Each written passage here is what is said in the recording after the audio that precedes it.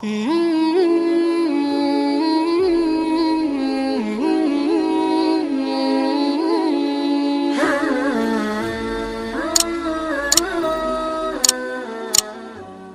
اللہ الرحمن الرحیم نحمدہ ونصلی ونسلم علی رسولہ الکریم اما بعد۔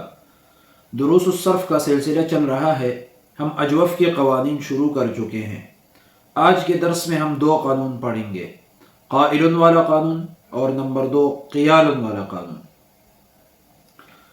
قائل والا قانون، ہر وہ واو اور یا جو الف فاعل کے بعد واقع ہو اور فعل ماضی میں سلامت نہ ہو یا ان کا فعل ماضی کلام عرب میں مستعمل نہ ہو تو اس واو اور یا کو حمزہ سے تبدیل کرنا واجب ہے۔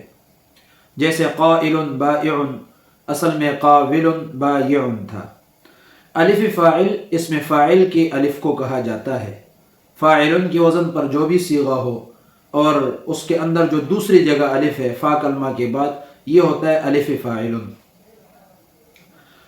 فعل ماضی میں سلامت نہ ہو کا مطلب یہ ہے کہ فعل ماضی میں تعلیل ہوئی ہو اور یعنی وہ مادہ رنگ اور عیب والے معنی سے خالی ہو، تو پھر اس لفظ کے اندر اس واو اور یا کو حمزہ سے تبدیل کرنا واجب ہے۔ مثلا اب عاورہ کا لفظ ہے، عاورہ، اس سے اگر اسم فاعل بنایا جائے تو پھر وہ عاورن پڑھا جائے گا، عائرن نہیں پڑھا جائے گا، کیونکہ وہ واو فعل ماضی میں سلامت ہے۔ قیال والا قانون، اس قانون کے 3 حصے ہیں۔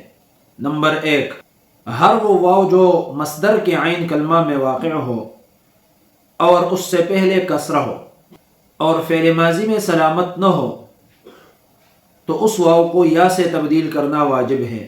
جیسے قیام جو اصل میں قوام تھا، یہ قام یقوم کا مصدر ہے۔ نمبر 2، ہر وہ واو جو عین کلمہ میں ہو اور ماقبل اس کا مکسور ہو اور وہ واو واحد میں سلامت نہ ہو تو اس واو کو یا سے تبدیل کرنا واجب ہے۔ جیسے قیال، یہ اصل میں قوال تھا اور یہ قائل کی جمع ہے۔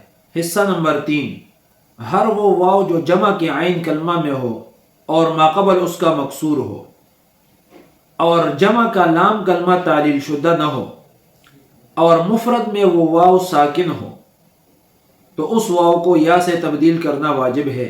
جیسے ریاض جو روز کی جمع ہے اور یہ اصل میں رواز تھا۔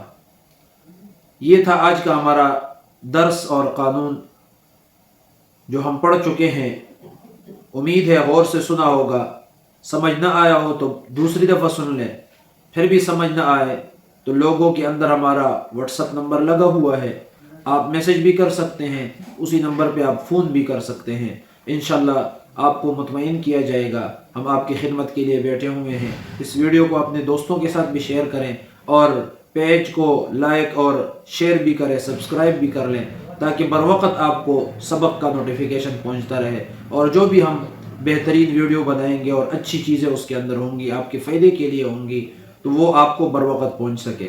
جزاکم اللہ خیرا وآخر دعوانا ان الحمد للہ رب العالمین۔